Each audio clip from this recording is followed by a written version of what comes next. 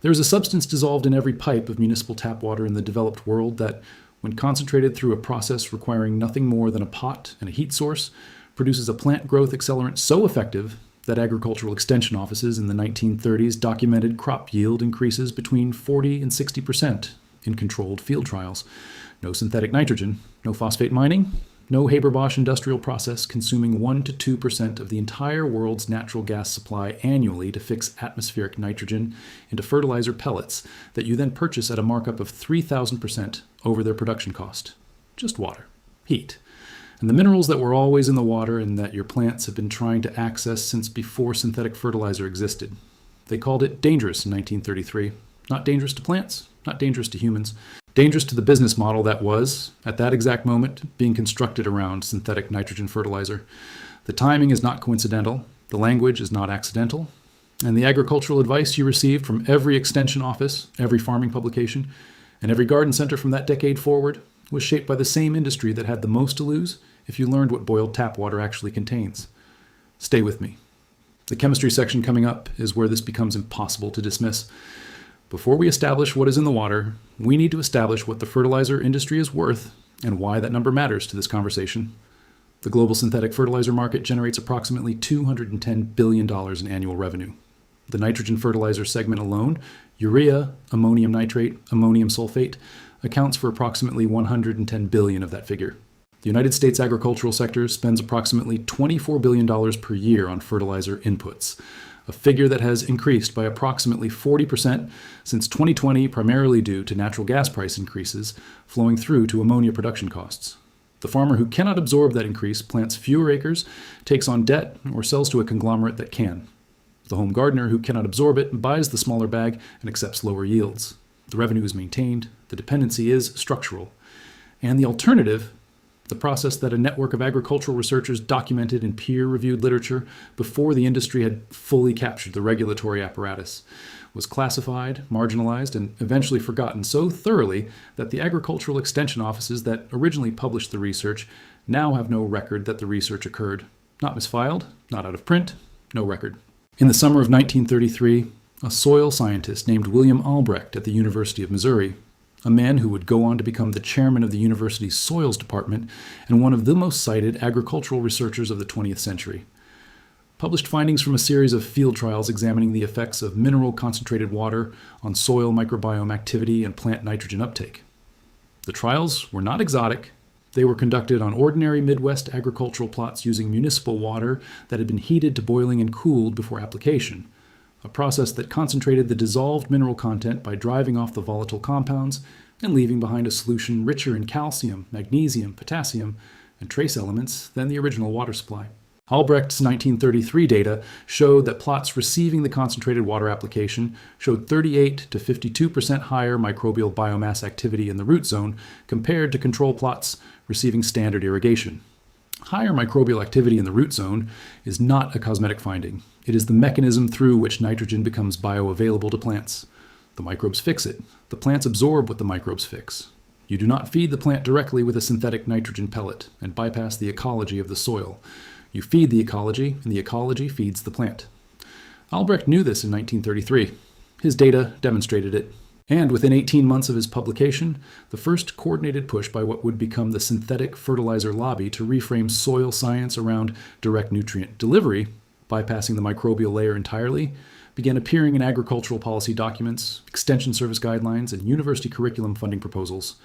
The timing is not coincidental. This video is just the surface. Everything I have collected is in the Soil Liberation Vault, linked in the description. Albrecht's suppressed mineral water protocols, biochar activation sequences, compost tea microbiome amplification, rain barrel mineral enhancement, indigenous soil management systems, over 40 guides, one place, link in description. But stay here. This video is just getting started. The chemistry of what boiling does to tap water is the key to understanding why this works, and the chemistry is not complicated. Municipal tap water in any developed world city contains a measurable concentration of dissolved minerals, primarily calcium bicarbonate and magnesium bicarbonate, which together constitute what is commonly called water hardness, plus trace amounts of potassium, silica, manganese, and iron that vary by source watershed. The average hardness of tap water in American municipal systems runs between 100 and 250 milligrams per liter, expressed as calcium carbonate equivalent.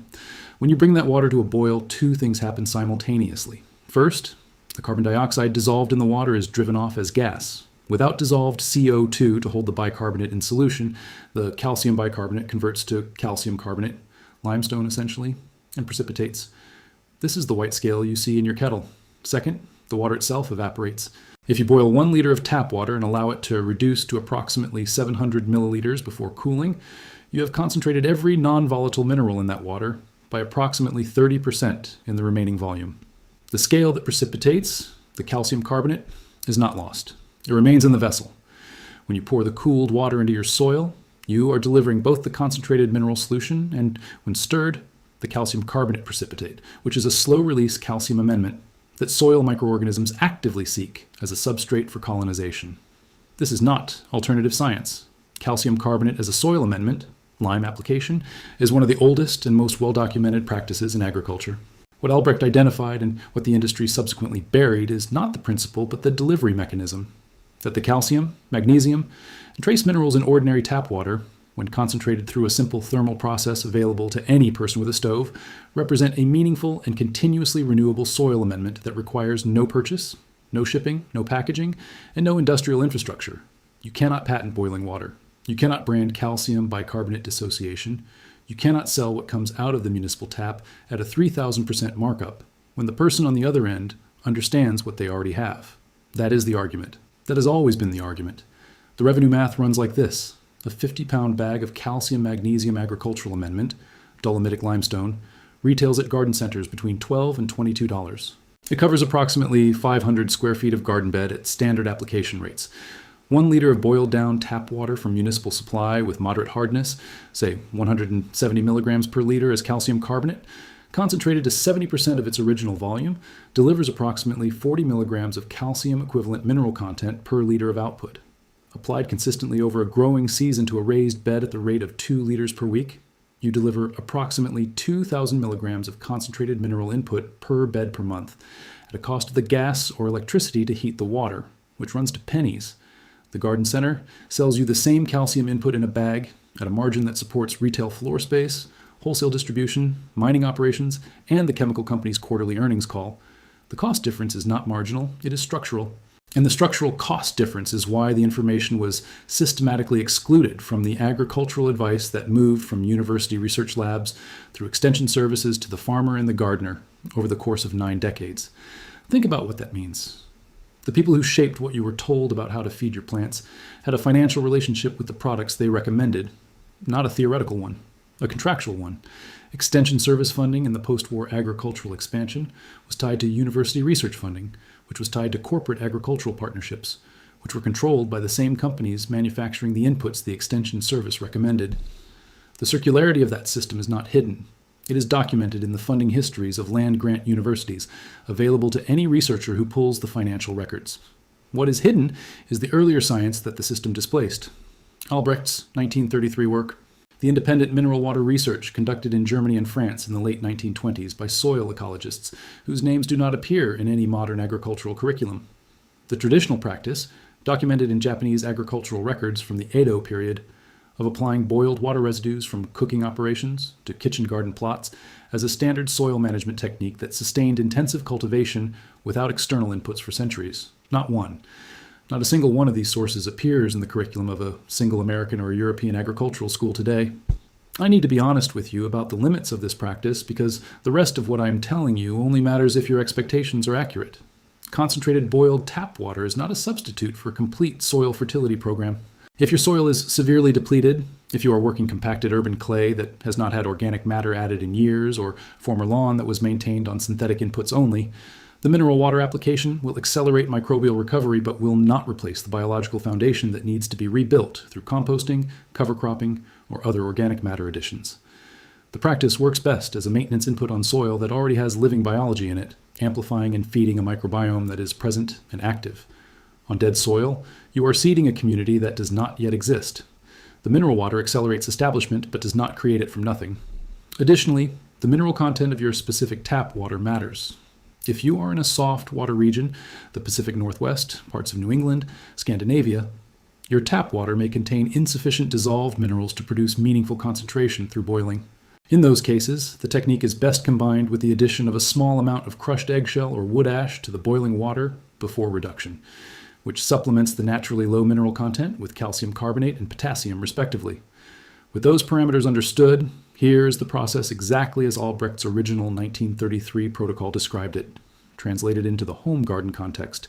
Fill a stainless steel or enamel pot with tap water. Do not use aluminum.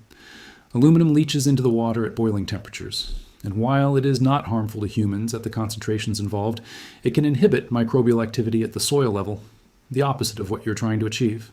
Bring the water to a full rolling boil and allow it to boil uncovered for 15 minutes. In the first 5 minutes, the volatile compounds, chlorine, chloramines, will off-gas. You will smell them leaving. By minute 15, they are gone. Allow the water to reduce by approximately 25 to 30% of its original volume. If you started with 1 liter, you want approximately 700 milliliters remaining. Remove from heat. Do not discard the scale residue at the bottom of the pot. Use a wooden spoon or silicone spatula to dislodge it into the remaining water and stir it into suspension. Allow the water to cool to ambient temperature before application. Never apply hot or warm water to soil. Thermal shock kills the microorganisms you are trying to feed. Apply at the base of plants, not as a foliar spray. 1 liter of finished concentrated water per square meter of bed, applied once per week during the active growing